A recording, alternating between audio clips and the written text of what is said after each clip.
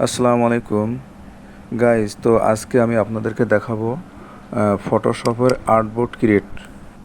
তো আমি ফটোশপটি ওপেন করে নিচ্ছি। তো আমি এখান থেকে প্রথমে যাচ্ছি ফাইলে। তো আপনারা এখান থেকে প্রথমে ফাইলটি ওপেন করবেন। ডান। এরপর আপনারা যাবেন নিউ ফাইলে। তো এরপর দেখবেন আপনার এভাবে একটা ইন্টারফেস আসবে। তো গাইস, আমি আবারও ফাইলে গিয়ে নিউ ওপেন করে দেখাচ্ছি। তো এভাবে দেখবেন অনেকগুলো আপনার কাস্টম সাইজ আসবে। তো এখানে আপনারা ফটো সাইট অথবা ওয়েবসাইটে কাজ করেন, সেটা আপনারা চুজ করে নেবেন। আমি আপনাদেরকে ওয়েবসাইট থেকে দেখাচ্ছি। তো এখানে যখন আপনারা একটা বোর্ড নিয়ে কাজ করবেন, সেখানে বোর্ডের উইথ থাকবে, হাইট থাকবে। তো এখান থেকে আপনারা উইথ এবং হাইট সিলেক্ট করবেন। তো এখানে আপনারা উইথ এবং হাইট আপনাদের প্রয়োজন অনুসারে ব্যবহার করবেন। এখানে আমি আপনাদেরকে দেখানোর জন্য যে কোনো একটা উইথ এবং হাইটের সাইজ নিচ্ছি। তো দেখুন, এখানে ওরিয়েন্টেশন আছে, এই ওরিয়েন্টেশনের মাধ্যমে উইথ হাইট চেঞ্জ করতে পারবেন।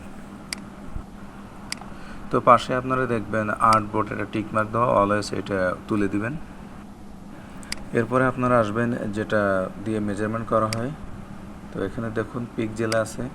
তো পিক্সেলও করতে পারবেন, আবার ইঞ্চিতে করতে পারবেন। আপনার ইঞ্চি অথবা সিএম, আপনার যেটা প্রয়োজন সেটা করবেন। আর বিট অপশনে সবসময় 8 বিট থাকবে। আর এখানে আপনারা দেখবেন সিএম অথবা ইঞ্চি এটা নির্ধারণ করা হয় পিক্সেল, ইঞ্চি। তো আপনারা সিএম থেকে ইঞ্চি, ইঞ্চি থেকে সিএম করতে পারবেন এখান থেকে।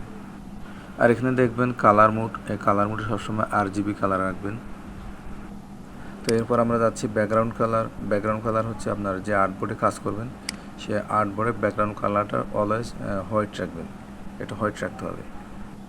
এই যে এখানে দেখবেন আপনার বিভিন্ন কালার চুজ করতে পারবেন। তো আপনি এখান থেকে হোয়াইট কালারটা রেখে দেবেন। আর এখানে রেজুলেশনও দেখবেন 72 আছে, এটা 72 থাকবে। এরপর আমরা যাচ্ছি, তো এখন আমরা যাচ্ছি আর্টবোর্ড ক্রিয়েটে গিয়ে এই যে দেখুন আর্টবোর্ড তৈরি হয়ে গেল।